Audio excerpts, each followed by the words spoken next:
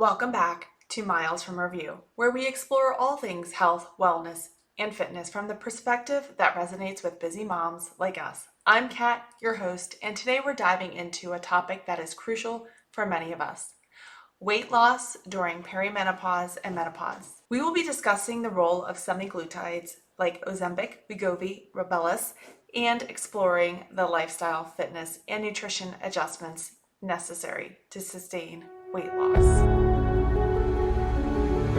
Before we dive into this topic, I really want to stress this is my viewpoint from a trainer. This is not medical advice. This is not me telling you you should or you should not. Over the past few months, I've been in a deep dive, reading over the research, understanding what semaglutides are. What do they actually mean? What is a GLP-1 receptor? How does it work in the body? Why was it created? And who does it truly help? Over the past few months, I also couldn't help noticing the prevalence of individuals asking in social media, as well as other personal trainers and the fitness industry bashing these medications and those who use it. Where I stand is I truly do feel these are great tools that can help individuals who may need this, and if it is right for them, when they consult their medical practitioners. The role that I play when an individual comes to me who is taking it or who is pursuing it is to support them in their goals to see and be what they want through the lens of fitness and nutrition. I know this is a topic that is buzzing around. It is controversial, and you may not agree with everything I say, and that is 100% okay. I am sticking with the research that I've read. When I research, I get a little bit, I'm going to say nerdy. I go in deep. I follow back. I try and find the most unbiased research. There is always going to be a lens in what that research is looking for. I look at behind who is supplying the money. In these studies that I looked at, there is a deficit. Women have not been included in a lot. The populations of women have not been as diverse, and the population has not matched men. Now, this does not mean everything I say here is wrong. It means we just don't have all the research. The brilliant thing about a lot of the research studies that I looked at is they said, we need more research on this. Again, this doesn't mean do not take this. If you are a great candidate and if you are someone who you can benefit from these medications, then discuss that with your doctor. That is the place to go. As I said before, the reason why I'm discussing this is because it is out there and it may have crossed your mind. Weight loss and our relationship with our body and how it changes over time, and particularly focusing on women and moms who go through prenatal to postpartum to menopause, perimenopause to menopause. There are things that happen with our body. Bodies change. That is a complete sentence. Bodies change. What that means for you is going to look different for every person. I'm not here to say you need to love and be 100% comfortable in your body.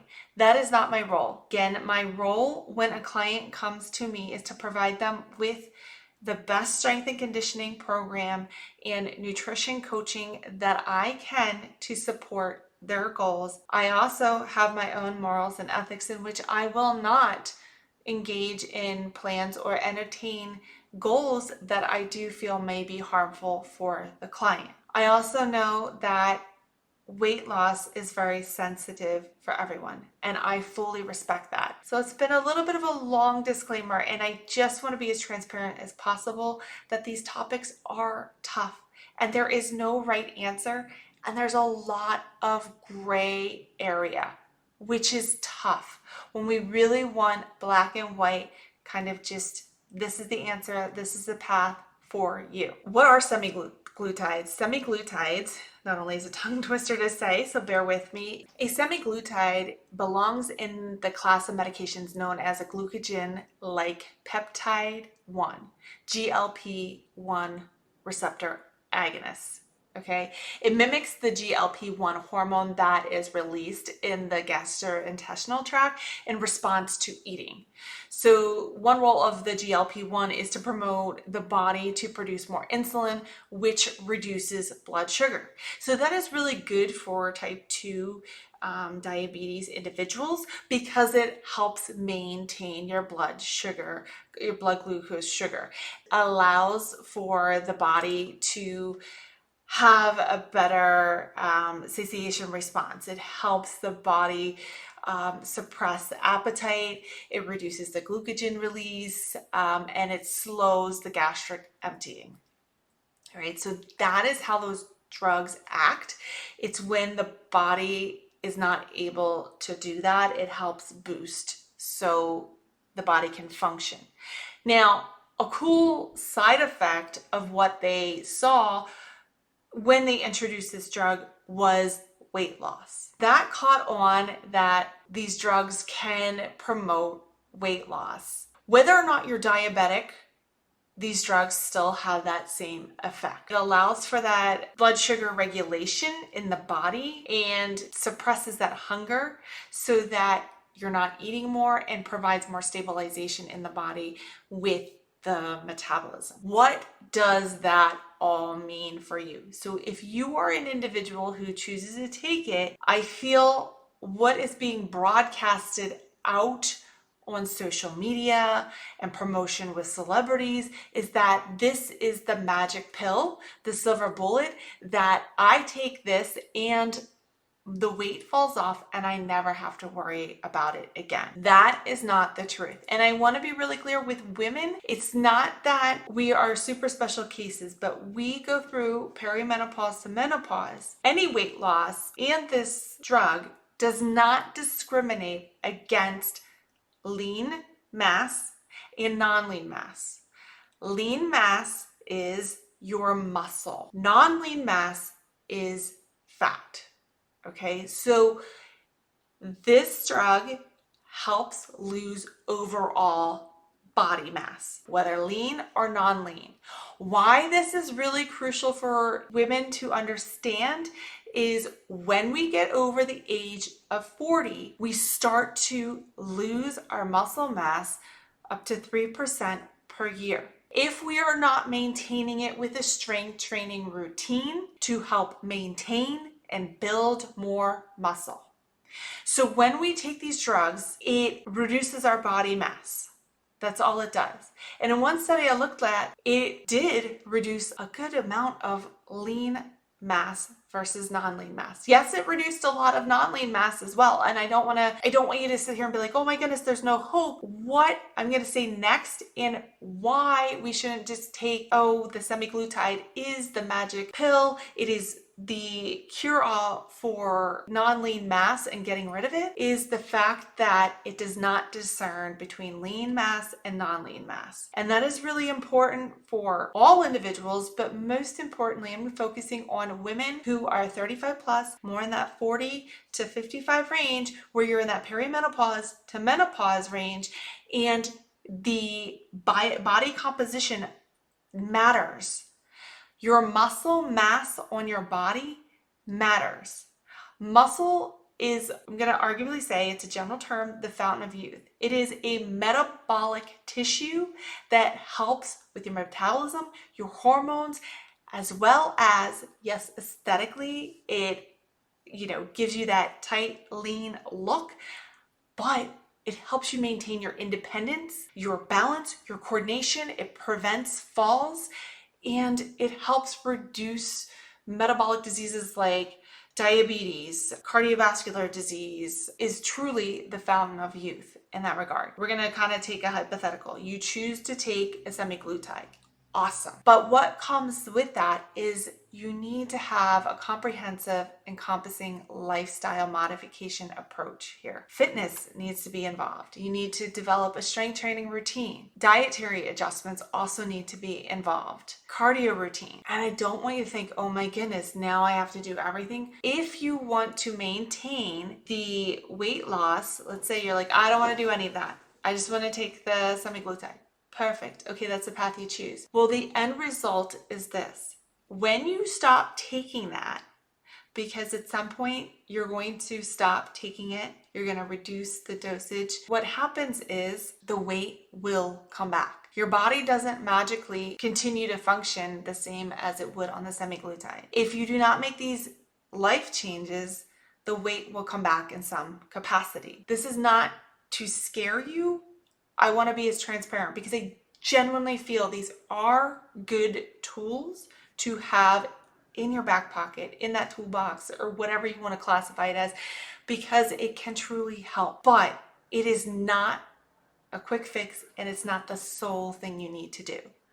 Yes, if starting there helps, because that's the capacity and the driving factor, I think that is brilliant. Knowing that incorporating certain lifestyle modifications to incorporate a fitness routine and dietary adjustments are needed will help provide sustainable results when you choose to end your time with these drugs. Looking into this, so what does that look like? It's the same for anyone who's choosing to start a routine.